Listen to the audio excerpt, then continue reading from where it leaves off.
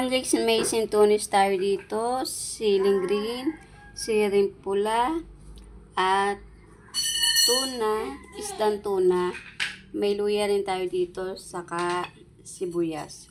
Magkikinilaw tayo na tuna, isdang tuna.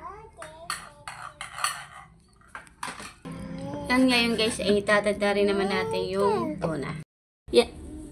Yan guys, natatad ko na siya ng maliliit.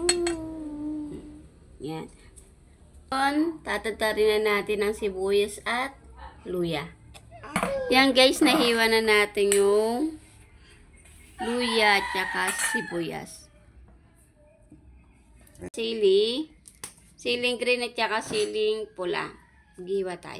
Nahiwa ko na pala yung siling green at saka siling pula.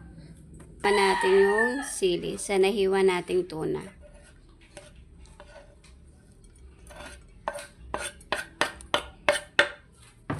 Then ilalagay na rin natin yung ating hiniwang luya. Sasama-samahin na natin. Ilalagay na rin natin yung ating sibuyas.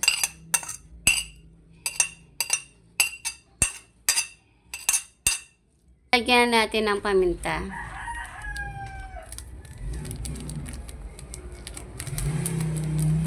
Dalawang pamintang ilalagay natin.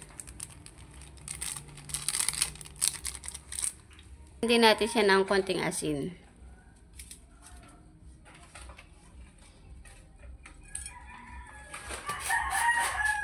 Tinalagyan din natin siya ng konti lang asukal o sugar. Then, lalagyan natin siya ng suka.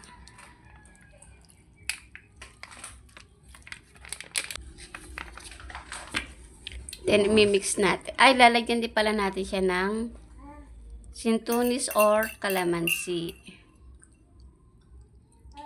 At lalagyan din natin siya ng konting gata.